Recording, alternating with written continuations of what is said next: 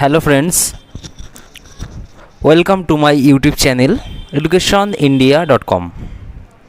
Friends, আজকের এই ভিডিওতে আমি আলোচনা করব এন্টারপ্রেনিউরশিপ ইন বেঙ্গলি ভার্সনে ডে 1 নিয়ে বিস্তারিত আলোচনা করব।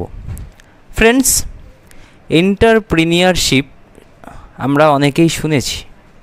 তো এন্টারপ্রেনিউরশিপ অ্যাকচুয়ালি কী, বা এটা আমাদের আজকের দিনের কেন এর প্রয়োজন, বা এই সম্পর্কে জানা কেন আমাদের দরকার, তো পুরো বিস্তারিত আলোচনা করব আমি বেশ কয়েকটি ডে অর্থাৎ ডে 1 থেকে ডে 10 পর্যন্ত বিস্তারিত এন্টারপ্রেনিউরশিপ নিয়ে পুরো বিস্তারিত আলোচনা করব। তো শুরু করছি আজকের ভিডিও। তো ভিডিওটি আলোচনা করার পূর্বে আমি অনুরোধ করব, তোমরা যদি আমার ইউটিউব চ্যানেল আজকে নতুন হয়ে থাকো অথবা আমার চ্যানেলটিকে এখনও সাবস্ক্রাইব না করে থাকো, তাহলে অবশ্যই সাবস্ক্রাইব করে নাও এবং পাশে থাকা বেল আইকনটি অন করে রাখো। তাহলে আমি যখনই ভিডিও আপলোড করব সবার প্রথমে তোমাদের কাছে পৌঁছে যাবে। তো চলো শুরু করছি আজকের ভিডিও। ওকে, এন্টারপ্রেনিউরশিপ অ্যাকচুয়ালি কি প্রথমে আমরা জেনে নিই। এন্টারপ্রেনিউরশিপ বা উদ্যোক্তা, ওকে, নতুন উদ্যোগ শুরু করা।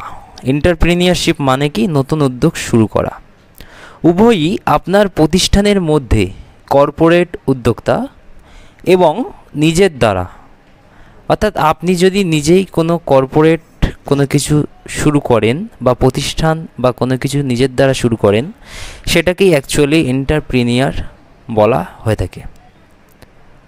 আপনার এন্টারপ্রাইজের সাথে সম্পর্কিত ঝুঁকিগুলি সংগঠিত করা, পরিচালনা করা এবং অনুমান করা জড়িত নতুন হলে। আপনি যদি নিজে থেকেই কোনো এন্টারপ্রাইজের ঝুঁকি নেন, পরিচালনা করেন, সংগঠিত করেন, অনুমান করেন, এই সবই একজন এন্টারপ্রেনিউর করে থাকে, অর্থাৎ এই সবই কিন্তু একটি এন্টারপ্রেনিউরশিপের মধ্যে পড়ছে। বেশিরভাগই একটি নতুন ধারণার উপর ভিত্তি করে নতুন কি পরিবর্তিত হয়। ভূগোলে নতুন প্রযুক্তি, ব্যবসায়িক মডেল, নতুন ব্যবসা মডেল, নতুন প্রযুক্তি না। ওকে, একজন উদ্যোক্তা হলেন একজন যিনি এই সমস্ত কিছুর সাথে জড়িত। অর্থাৎ একজন উদ্যোক্তা বা এন্টারপ্রেনিউরশিপের কী দায়িত্ব থাকে? পরিচালনা করা, সংগঠিত করা, উদ্ভাবন করা, ঝুঁকি গ্রহণ করা, এই সবই একজন এন্টারপ্রেনিউরশিপের দায়িত্বে থাকে। উদ্যোক্তা সম্পদ সৃষ্টির একটি সুযোগ। এখানে একটি লিঙ্ক দেওয়া আছে, এই লিঙ্কে কিন্তু আমরা দেখে নিতে পারি, আমরা ওটা দেখতে পারি। শীর্ষ 5 কোটিপতির মধ্যে 4 জনই উদ্যোক্তা, অর্থাৎ পৃথিবীর মধ্যে যে 5 জন কোটিপতি আছে তার মধ্যে 4 জনাই উদ্যোক্তা। অর্থাৎ পৃথিবীর মধ্যে যারা টপ বিলিয়নারি বা সবচেয়ে ধনসম্পদবান ব্যক্তি, তারা প্রত্যেকেই কিন্তু এন্টারপ্রেনিউরশিপ। শীর্ষ 10 কোটিপতির মধ্যে 7 জনই উদ্যোক্তা। শীর্ষ 20 বিলিয়নারদের মধ্যে 16 জনই উদ্যোক্তা।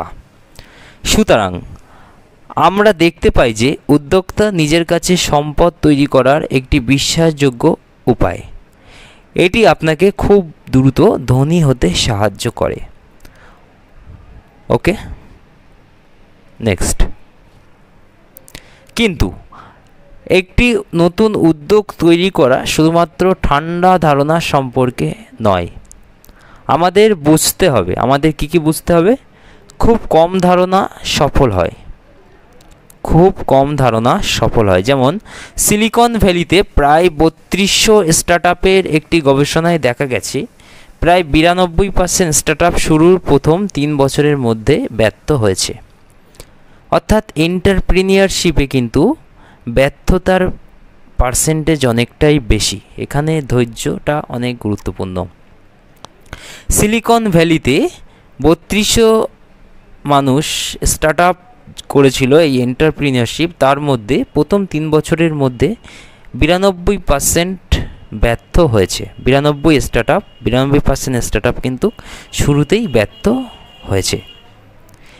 এই ধারণাগুলিকে কিভাবে পণ্য হিসাবে প্যাকেজ করা হয় এবং বাজারে আনা হয় তার উপরও সাফল্য নির্ভর করে।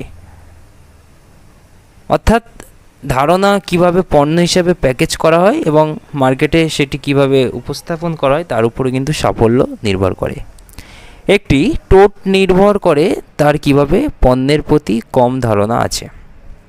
অর্থাৎ এর মাধ্যমে আমরা বুঝতে পারছি যে এন্টারপ্রেনিয়ারশিপ যখন এন্টারপ্রেনিয়ার করতে শুরু করে বা উদ্যোগ নিতে শুরু করে, তখন কিন্তু তারা যে জিনিসের উপর এন্টারপ্রেনিয়ারশিপ করছে বা যে প্রোডাক্টের উপর, সেই প্রোডাক্টটা কিন্তু বাজারে তার চাহিদা কেমন আছে এবং সেটি কিভাবে সে উপস্থাপন করছে এন্টারপ্রেনিয়ার, তার সাফল্য কিন্তু সেই এন্টারপ্রেনিয়ারের উপর নির্ভর করে। ওকে, নেক্সট।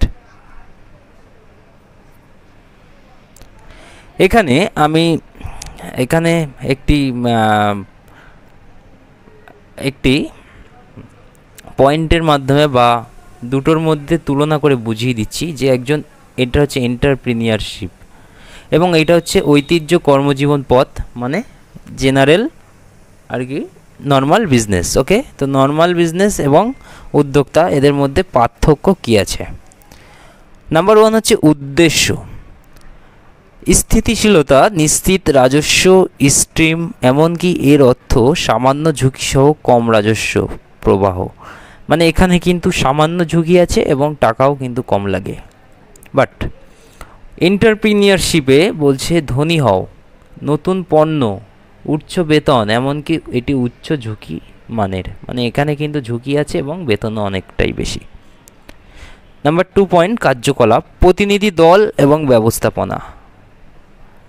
আর এর হচ্ছে পরিচালনা এবং নিজের দ্বারা করা। তো এন্টারপ্রিনিয়রশিপ যা করবে নিজে থেকেই করবে, সেটাই। ব্যর্থতার প্রতি, খুব ব্যয়বহুল, সহজভাবে ব্যর্থতা এড়ান, সামান্য পরীক্ষা, অর্থাৎ এর কিন্তু খুব প্রচুর টাকার প্রয়োজন এবং ব্যর্থতাও কম, এড়ান। ঝুঁকি গ্রহণ, এখানে কিন্তু ঝুঁকি আছে।